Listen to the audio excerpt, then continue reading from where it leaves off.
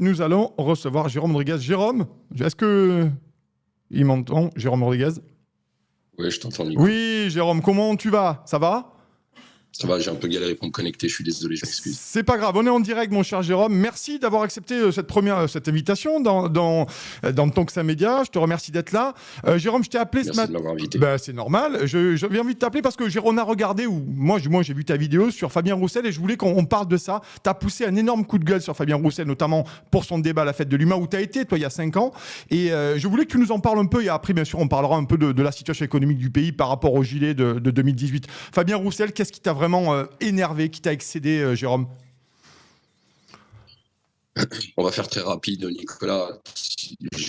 Beaucoup de gens se posent la question d'où je viens, de quelle nature je suis, de quel bois je suis fait. J'ai eu la chance de grandir dans une famille militante communiste, c'est-à-dire de par mon grand-père et de par ma grand-mère. J'ai grandi dans cette ambiance, j'ai distribué l'humanité, j'ai pu avoir accès à PIF, j'ai pu manifester pour Nelson Mandela, pour la paix. Alors je te parle d'une époque qui est celle des années 80, tu sais, j'avais 5, 6, 7, 8 ans. Et de comment te dire, et de toutes ces fêtes de l'humain à laquelle mon grand-père m'a aussi amené, et de tout cet esprit, en tout cas avec mes yeux d'enfant, si tu veux, parce que tu sais, je parle beaucoup avec le cœur, hein, c'est pas forcément un message politique. C'est que sur ces fondamentaux familiales de militantisme communiste, je me dis qu'un mec de droite n'a rien à foutre là-bas. Et encore moins un mec de droite de ce type, pour plusieurs raisons, de par ce qu'il a fait, de par son passé, de par les traces de sang qu'il a laissées sur nos visages, de la terreur qu'il a laissée aujourd'hui en France. Et puis qu'il est potentiellement présidentiable, quoi. Donc à un moment donné, tu déroules le tapis rouge comme la couleur du Parti communiste, à un mec d'extrême, pardon, j'ai failli faire un lapsus, un mec de droite qui s'est permis de maltraiter l'ensemble des citoyens, et ben j'ai trouvé ça inacceptable, et il y avait longtemps que je n'avais pas donné de la voix, donc j'avais besoin de m'exprimer en tous les cas là-dessus, quoi. J'ai trouvé ça irrespectueux pour le combat qu'ont mené mes grands-parents. Je suis pas en train de dire que je suis communiste. Je sais qu'il y en a beaucoup qui viennent me répondre oui, mais Marx, mais arrêtez de me parler du communisme à l'école, au collège.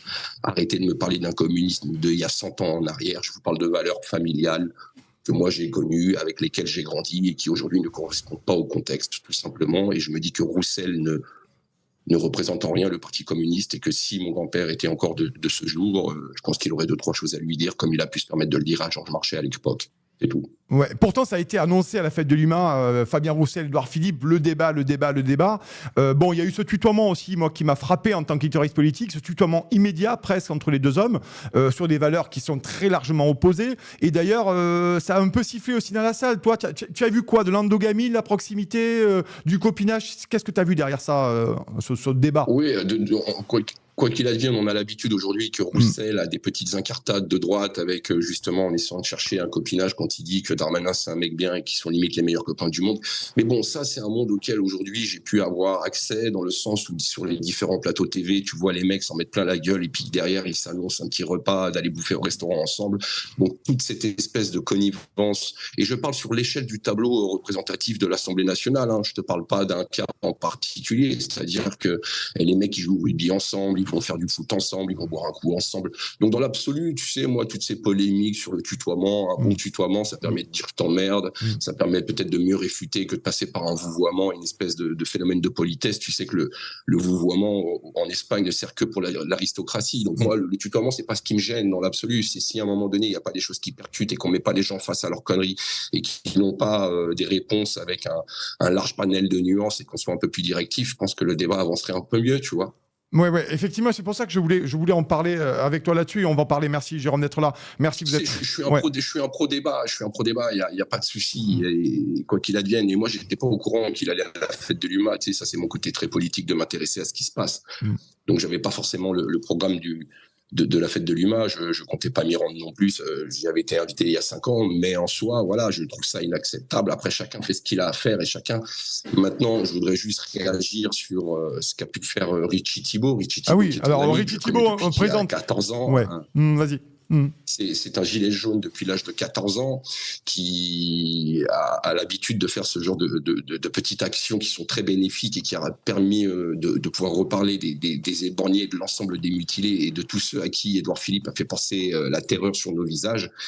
Et ça fait du bien que ce genre de choses se passe, parce que ça permet un petit peu aussi de raviver les esprits sur ce que cette personne est capable de faire, et que si à un moment donné vous le voulez comme président, préparez-vous à le regarder d'un œil, quoi, tout simplement. Donc merci à lui, merci à Richie d'avoir fait cette action qui a permis d'avoir une pensée pour l'ensemble des Gilets jaunes qui ont subi des violences policières pendant le mouvement.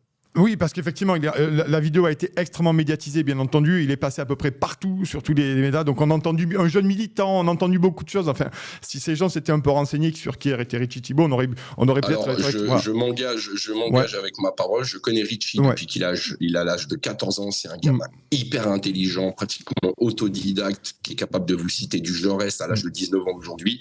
C'est un gamin issu des gens du voyage. Donc, la précarité, il la connaît. La difficulté, il la connaît. Il sait de quoi il parle. C'est quelqu'un que je protège depuis qu'il est arrivé sur Paris pour ses études. Il a plein de tontons derrière lui pour faire attention, parce que ses parents habitent en province. Donc je connais ce gamin, c'est un gilet jaune, il a des idées de gilet jaune, il se bat pour les gilets jaunes et pour des valeurs qui sont les siennes politiquement parlant. Mais heureusement qu'on a des gamins comme ça et qu'on a une jeunesse, et il n'est pas le seul, hein, bien entendu, qui permettent aussi un petit peu de donner de la voix et de se permettre de recentrer de temps en temps un petit peu le débat, quoi. Alors merci beaucoup Jérôme d'être là avec nous, merci on va parler des gilets jaunes bien entendu, merci, vous êtes très nombreux, merci à ceux qui sont en train de donner, merci, ça nous passe sur les écrans, merci, c'est un grand soutien, vous le savez, Turkcin est un média totalement indépendant et on a besoin de vous, surtout en ce moment. Jérôme, j'ai une question qui me brûle les lèvres, forcément chaque fois qu'on t'invite on te pose la même question, mais là pour le coup la situation économique de ce pays c'est un véritable effondrement, avec un gouvernement qui est sourd à toute mesure sociale pour essayer d'alléger la peine et la peine des gens. Aujourd'hui, la question que j'ai envie de te poser, c'est que j'ai quand même l'impression que la situation économique est encore pire qu'en 2018. Est-ce que les Gilets jaunes, enfin, n'avaient-ils pas raison trop tôt ? Est-ce qu'ils n'avaient pas raison trop tôt ? Est-ce qu'ils n'ont pas été les lanceurs d'alerte en 2018 par rapport à ce qui se passe aujourd'hui, Jérôme ? Je ne sais pas, tu sais, on en a déjà discuté, les Gilets jaunes avaient peut-être la prétention de vouloir éveiller l'ensemble des Français, c'est un bien grand mot, mais quoi qu'il advienne aujourd'hui, il s'avère que l'ensemble des alertes qu'on a mis en place ne font que clignoter. Donc peut-être lanceur d'alerte, oui, c'est peut-être le mot sur lequel on pourrait désigner les Gilets jaunes, mais quoi qu'il advienne, c'est pas faute d'avoir prévenu, c'est pas faute d'avoir dit que en s'attaquant à cette classe de travailleurs que sont les Gilets jaunes, d'autres classes allaient être atteintes aussi par ce qui allait arriver, et pas que sur l'augmentation de l'ensemble des produits ou des énergies. Parce que quand tu vois aujourd'hui que le gouvernement veut s'attaquer aux propriétaires, c'est que tout le monde aujourd'hui va être concerné, parce qu'on va toujours chercher l'argent dans les poches de ceux qui en ont le moins, ou de ceux qui galèrent, ou de ceux qui essayent en tout cas de travailler et de faire vivre la France. Il est clair que la situation est de plus en plus compliquée, qu'aujourd'hui tu achètes une blinde l'essence pour aller travailler, et tu vas travailler pour rembourser l'essence que tu viens d'acheter. Où sont les principes du capitalisme qui dit qu'en travaillant tu vas t'enrichir, en sachant qu'aujourd'hui les travailleurs s'appauvrissent parce que les tickets de caisse sont de plus en plus exponentiels. Aujourd'hui, si tu calcules le taux horaire pour avoir un kilo d'aubergine, donc un kilo de flotte, de l'aubergine c'est de la flotte, c'est quand même une demi-heure, 40 minutes de travail. On en est là aujourd'hui, c'est-à-dire que pour se payer des légumes, tu travailles 3 heures par jour, et on te bassine à longueur de journée à te dire qu'il faut bouffer 5 fruits et légumes par jour, mais il faut gagner au loto pour aujourd'hui le faire. Et ça, c'est quelque chose qu'on a cessé de répéter, c'est quelque chose qu'on a cessé de mettre en avant. Si à la rigueur, les Gilets jaunes, en faisant aussi un petit peu le bilan, on est sorti dans la rue en criant « c'est trop cher », alors c'est clair que des fois, on a des difficultés d'action sur les baisses de prix, même si on est le premier lobbying de la consommation, et que si on ne désire pas un produit, je vous garantis que les producteurs vont se mettre au diapason.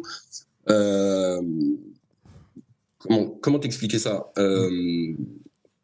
Je me suis un peu perdu, tu m'excuseras. Non, pas de souci. Non, mais ce qui est intéressant, c'est que moi, là, c'est que tu le disais, tu parlais tout à l'heure des propriétaires. C'est intéressant ce que tu dis, Jérôme, parce que finalement, ce sont des gens, pour les propriétaires, pas tous, bien entendu, faisant pas de généralité, mais c'est peut-être des gens qui, il y a 5 ans, ont regardé les Gilets jaunes de très loin, ont regardé ça d'un désintérêt manifeste. Mais aujourd'hui, une partie de la population, qui se compte en millions, sont directement impactés par les déclassements économiques. Et c'est dans ce sens-là où est-ce que toi, tu penses qu'il y a des gens aussi qui vont se dire, finalement, ces gens-là avaient raison, parce qu'aujourd'hui, nous aussi, on est touché durement dans notre chair. Tu sais, j'ai un manque d'objectivité dans la rue. Les gens qui viennent discuter, débattre, avec moi, généralement, et à 99%, même à 100%, ce sont des mécontents. Ouais. D'accord. J'ai pas eu la chance aujourd'hui de rencontrer quelqu'un qui est venu me voir en me disant « Mais moi, je suis super heureux ». Les seuls qui sont heureux aujourd'hui, ce sont les macronards, mais ils sont cachés derrière des claviers, derrière Twitter. Je les croise pas dans la rue, je les vois pas dans la rue. Ces gens-là qui sont heureux du système dans lequel on vit, dans cette société dans laquelle on vit, celle qu'on veut aujourd'hui nous imposer, dans ce manque de démocratie. Je ne croise pas des gens qui sont heureux de cela aujourd'hui. Les seuls gens que je croise aujourd'hui sont des mécontents. Et aujourd'hui, il y a tout un tas de sujets qui sont sur le devant de l'actualité, dont les gens sont contre-fous, de la Baïa,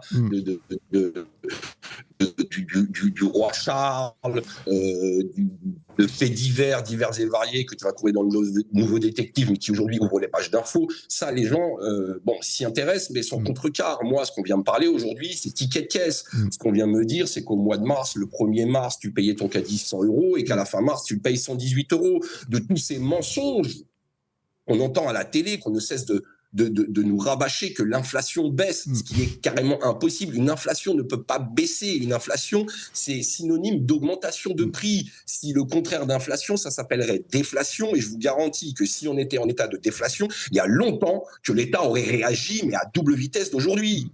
D'accord ? Alors les prix baissent ou augmentent, l'inflation ne fait que augmenter les prix. Et aujourd'hui, on essaie de nous faire croire que les prix baissent en rayon, ce qui est complètement faux. Et archi faux. Et à défaut de me dire que le gouvernement est sourd, il n'y a pas plus sourd que quelqu'un qui ne veut pas entendre. Et quand on ne veut pas entendre, on va nous sortir un ramassis de conneries qui va occuper les médias pendant 15 jours, comme la fameuse idée de vendre à perte. Non mais t'es sérieux, Michel, qui se lève le matin aujourd'hui pour vendre à perte? À part les honnêtes travailleurs qui doivent payer leur litre d'essence une blinde, eux vont travailler à perte. Mais des grands patrons comme Michel, qui vient faire sa pleureuse devant Apolline de Malherbe il y a un an en arrière, en prétextant que les prix augmentent et qu'il aimerait une enquête et qu'une enquête sénatoriale a déduit que c'est lui. Alors quand je dis lui, je parle de l'ensemble des grandes surfaces aujourd'hui qui ont augmenté les prix. C'est drôle, on l'a pas entendu pleurer le petit Mimi là. D'accord ? Donc, et je vous le dis, j'ai fait 20 ans dans les grandes surfaces, je sais comment ces gens-là fonctionnent. Même aujourd'hui, quand je vais faire mes courses, je suis juste mort de rire quand Carrefour vous met en avant les produits qui sont en mode shrinkflation, alors que eux-mêmes, leur MDD, ont subi exactement la même chose. Et je le vois aussi dans la conception des rayons qui ont complètement été modifiés. Vous allez voir, dans vos rayons, vous avez des rayons qui ont complètement disparu parce qu'il y a une déconsommation. Et vous savez comment on appelle les gens? Vous savez comment dans les grandes surfaces, dans l'argot des grandes surfaces, on appelle les gens qui prennent les produits en bas de rayon, c'est-à-dire les produits les plus économiques, on les appelle les rats de Carrefour, les rats des rayons. Et ça, des gens qui baissent les yeux pour aller chercher leurs produits, il y en a de plus en plus dans les magasins. Et ça, c'est une réalité factuelle. On nous parle de pourcentage toute la journée. La plupart des gens ont du mal à calculer les pourcentages comme ça de tête. Mais à un moment donné, il faut parler thunes. Tu vois, quand déjà en 2021, sur un budget d'un homme célibataire travailleur qui fait 50 km par jour à la fin de l'année, il fallait qu'il débourse 750 € de plus sur un budget d'essence, mais il ne les a pas gagnés, ces 750 € sur sa fiche de paye. Mais par contre, il faut qu'il les débourse. Et on en est là aujourd'hui. Alors, il y a un vent de colère. Oui, c'est la question que je voulais te poser, Jérôme. C'est la question que je voulais te poser, parce que là, il y a quand même de plus en plus de gens, on le voit sur les réseaux. Là, ça commence vraiment. Les gens sont excédés. Déjà. Mais la révolution 2.0, le mécontentement 2.0, on a vu ce que ça donne. On est enfermé dans une bulle algorithmique où les pas contents parlent aux pas contents. La vraie vie se passe sur le terrain, la vraie vie se passe à la sortie des caisses, la vraie vie se passe dans la rue. Quand tu vois de plus en plus de gens dans la difficulté, c'est là-dessus qu'il faut agir. Maintenant, les gens sont mécontents, mais qu'est-ce que tu veux quand ils voient la gueule de Rodriguez avec un œil crevé? Ils se disent mais putain, si je sors dans la rue. Alors oui, aujourd'hui j'ai le ventre crevé parce que j'arrive pas à me nourrir et à subvenir à mes besoins, mais j'ai besoin de mon œil aussi pour aller travailler. Alors j'exagère peut-être un petit peu, mais il y a cette réalité aussi qui aujourd'hui nous démontre que depuis que en tout cas moi je suis gamin, dès qu'il y a une crise, qu'elle soit sociale, syndicale ou autre aujourd'hui en France, les seules réponses qu'on nous apporte, c'est des coups dans la gueule et la police au devant de nous. Et c'est ça la triste réalité, parce qu'on fait face à un gouvernement d'incompétents, des gens complètement incompétents et qui font semblant de ne pas entendre aujourd'hui la difficulté. Non mais t'as vu ce faste à Versailles? C'est la dernière question que je voulais te poser, Jérôme. Je voulais avoir ta réaction avant de conclure à suivre Versailles. Je fais un peu de transition. Ouais.